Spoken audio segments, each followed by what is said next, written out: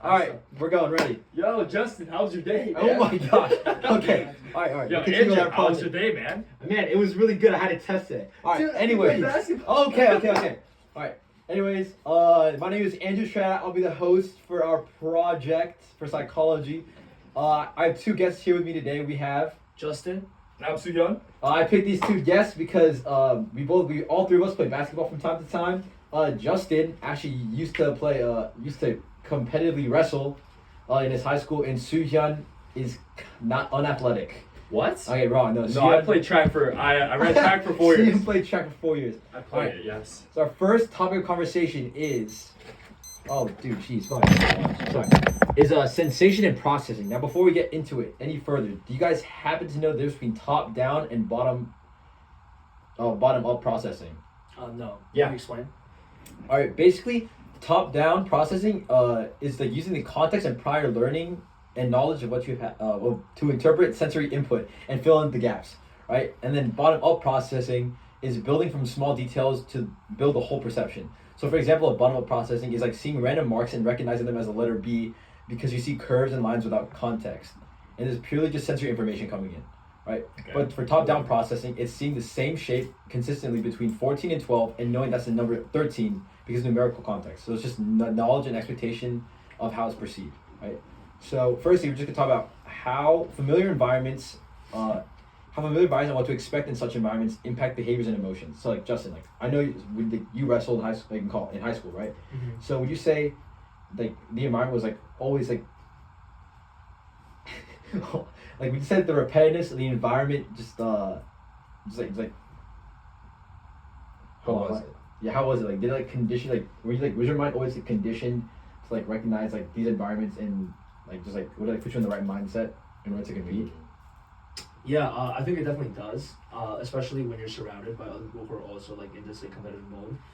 You sort of like begin to operate like it's inevitable like you compare yourself to others, even like your teammates and so during practice, I think like the intensity really like makes us, like crave competition with each other.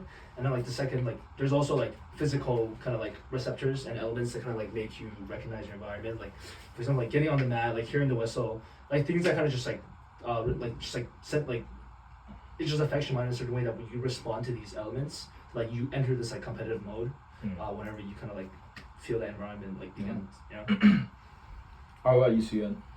Well, I ran track, and so do you, so I feel like you would relate to this closely. But like what you mentioned with bottom-up processing, you start with the features like the sound, smells. For me, it's like pretty clear. Like a lot of people have like earbuds in before races. Like you listen to the same songs, like maybe hype songs. The gunshot, like what Justin was saying, like you're conditioned to the sound. Like you can kind of like, I know you relate to this. So once you hear that gunshot, you just enter a completely different mindset. You're just conditioned to. And even with like practice, like the smells of like a track field, like it's the same thing on a race, and it's just something you get used to. Like hearing the crowd, hearing the gunshot, and all these like features, and it definitely builds up to like that key. Like it builds up in the process that you're talking about, and you end up with like the key feature, which is like being in that locked in mindset. Yeah. I know. So seeing like ran cross, I know me specifically. I'm a hurdler, so I think every single time I just like ID or I see like the general like shape of a hurdle, like I just always know like the habit and movement that's supposed to go behind it. I think just like a general idea like what Suyeon said, just like being in that environment and just like the repetitiveness of it, like always like just like conditions you to kind of think and feel a certain way. I will move to our next question. When we talk about perception, what role do our senses, such as sight, hearing, and touch, play in shaping our experiences, especially in high-intensity environments like sports? Okay. So I ran cross and track.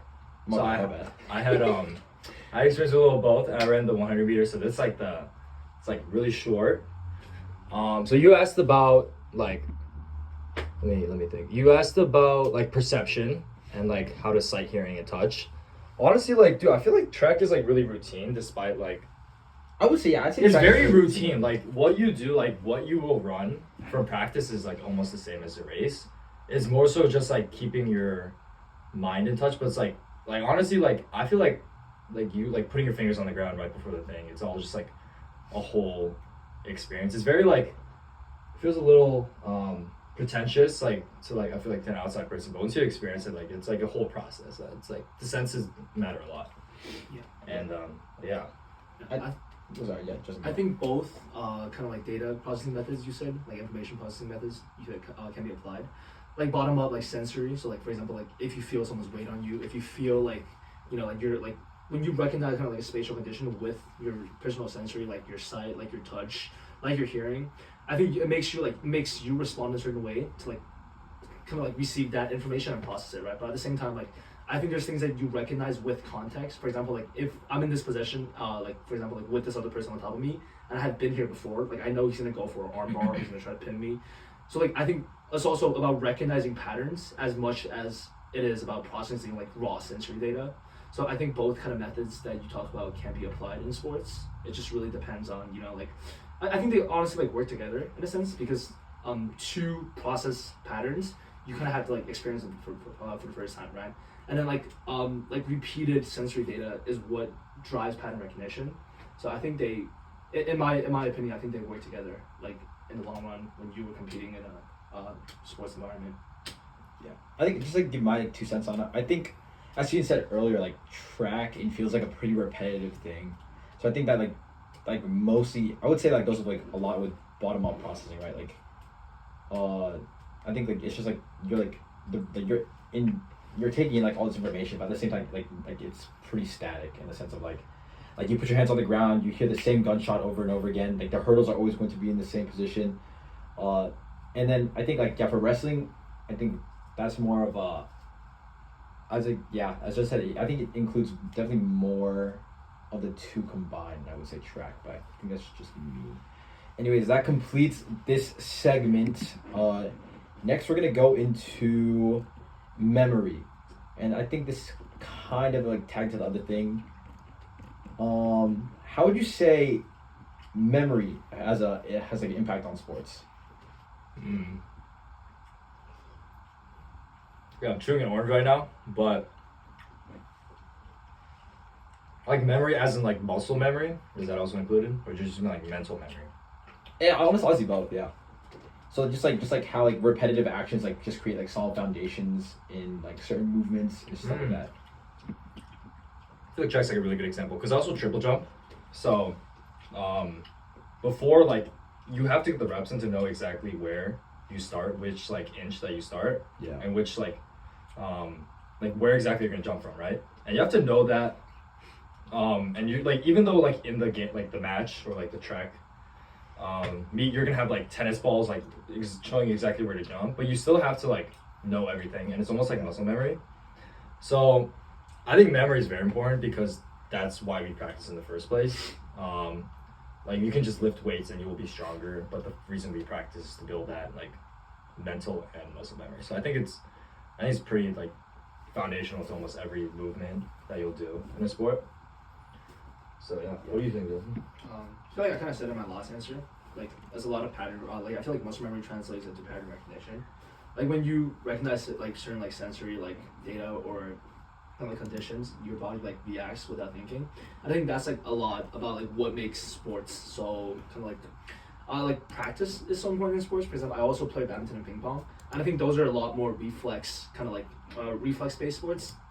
That when you repeat a certain action enough time, like you sort of process the information that like from your sight directly to your brain, and your body kind of like moves without thinking. Whereas wrestling, I feel like is more of there's a lot of reflexes involved, but also like a lot of active thinking. Like, for example, like how I should get out of this position, like what I should do next for my move, like how my opponent will react. But I think like memory definitely is a big part. Like especially like I feel like muscle memory is a big part in what drives people to be successful at sports. Like practicing just makes that big of a difference to where your body is able to process information without you actively thinking all the time. Yeah. I think actually I would say like wrestling is like a much more dynamic thing where you have to like actively recall like different patterns and movements within high stress scenarios. I think track as a whole is much more static. Like it's in a much more controlled environment, right? Hurdles are never going to change. I maybe the material you walk on is going to change, but like I think just as a whole the race you run is like going to be pretty constant, right? So I think in those scenarios, like repetitiveness and like really hammering down the fundamentals of your movements are very important.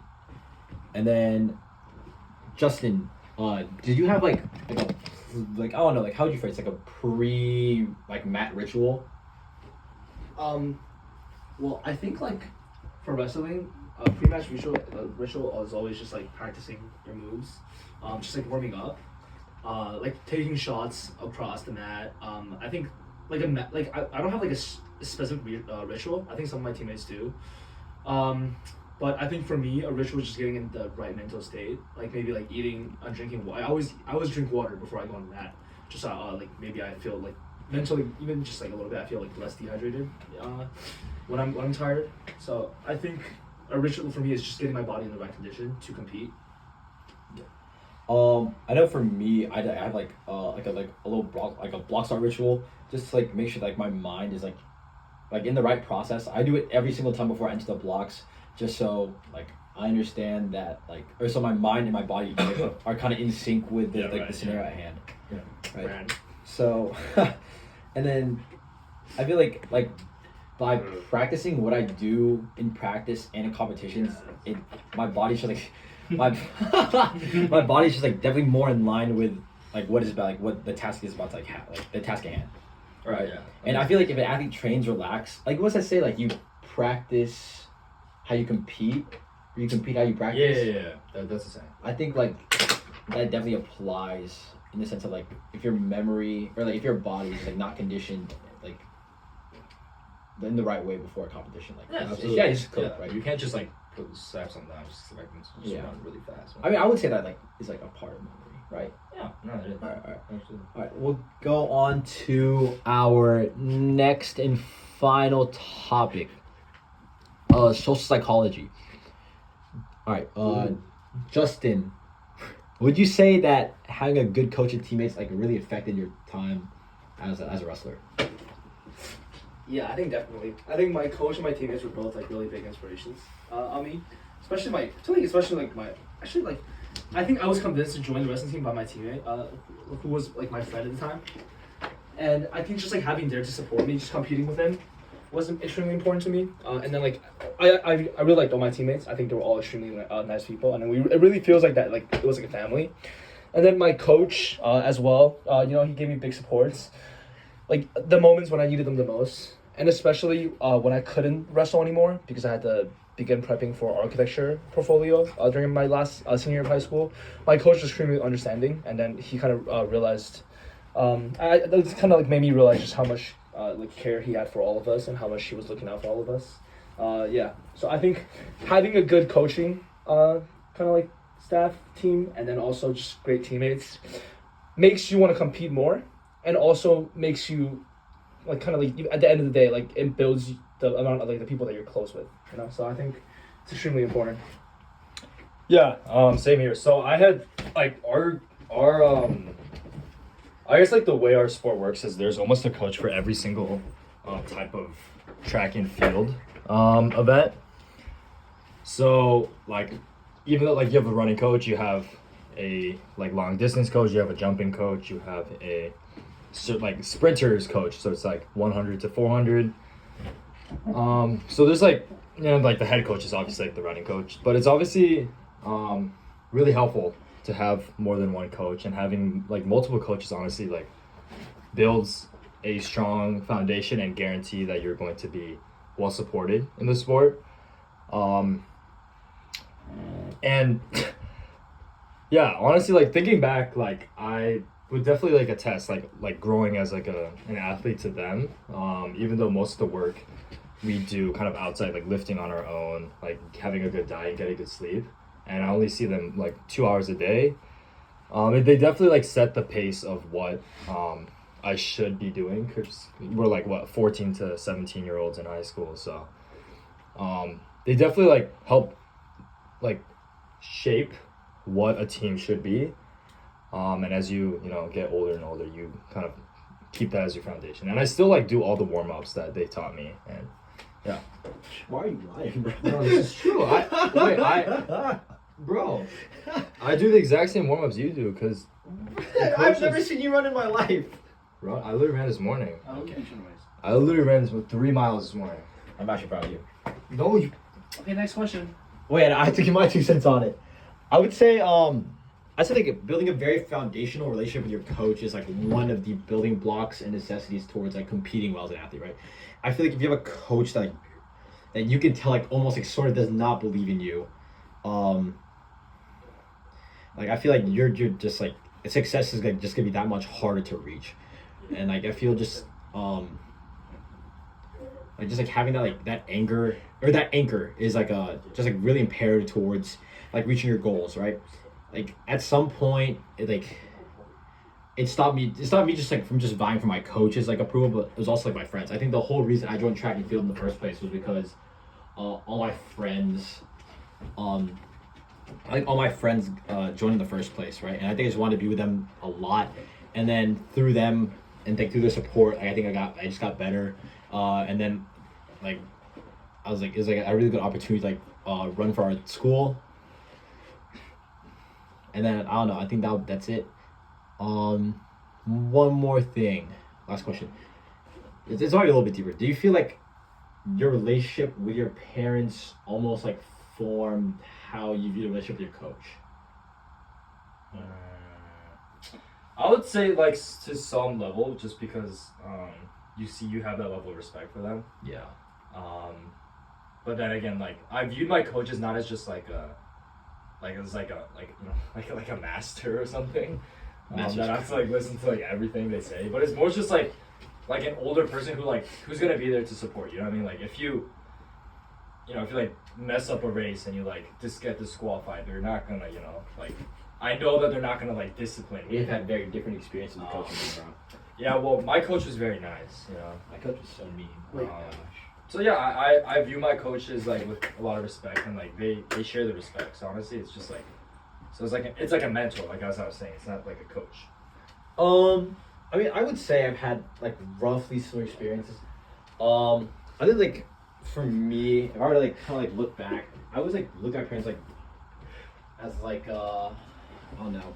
I always like saw like adult figures as just like someone like that you like had to listen to, and like you tried like your best to just like follow like their directions. And I guess like actually that sort of like mirrored my coach in like a different way. He was basically like I think it's like literally could be like as old as my grandfather, to be honest. What? Dude, my What coach does that even my mean? coach in high school is super old. Bro, Like I don't know. Like I always like saw him as like towards the beginning I definitely saw him as like a father figure. Right? I was always like vying for his approval. But and like I don't know, like when I was younger that was like my parents like sort of my parents were like academically. But I think as like time as time like moved onwards, like I just kinda understood like there was just like more to like to him like than just like wanting like my academic success. Like he was also there in a very like parental like in a very like parental way, right? If there was like anything I just like felt like I was unable to bring up to my parents, like I could just bring up to him just because he was like almost like another parental figure in my life. And I feel like my relationship with my parents like almost like fostered that way in a sense. You have anything to add or no? I feel like my relationship with my parents really didn't change that much from my coaches. I think it definitely changed after wrestling though. I think it's just that I think that being in a competitive sports environment just made me kind of like have a little less energy. And I feel a lot of like before I was wrestling, I think that I somehow like sometimes had like conflict with my parents, but afterwards I think they how supportive they were of me. While like I was competing in the sport, I think it really made me kind of like see how much they cared about me and my body. Just that like they really wanted me to be healthy, even though like say I'm injured. And when I would get injured, they tried their best to help me recover, which I really appreciate. So I think the sport itself definitely made me have a tighter connection with my parents. And as for my coaches, I definitely respected them a lot. I saw them almost as something in between a parent and a brother. Like the same thing, I had a lot of respect for them. They obviously had authority over us, which is like natural. I think like there needs to be authority between a coach and their athletes. Just so like I think that's just how things should operate. But in the end, I know that like they're not like gonna discipline us. Well, they did discipline us, but I knew that at the end of the day they weren't my parents because the relationship just felt really different. Like we wouldn't like have to be super respectful to them. They were more like friends, which I really appreciated. Like it feels like that like when we need to respect them and when we need to listen to them, we did, and then when we could hang out with them as friends and kind of just like talk about whatever, we could also as well. So I think definitely something between a parent and like a sibling, a close sibling. Yeah, that was good. I think that the overarching like part of that the conversation was to just like touch on peer influence and motivations and how like over time as we shift towards adolescence, we won't like seek approval from just our parents and family, but we'll also see it from friends and coaches. I think that is pretty much it. Thank you, Justin, and thank you, Suyun, for your time and insight. Yeah, of and course. yeah, Of course. this again like. This is Andrew. That was pretty much like concludes our psychology project over social psychology, memorization, and sensations and perception in sports. That is pretty much it. I hope you enjoyed the podcast, y'all.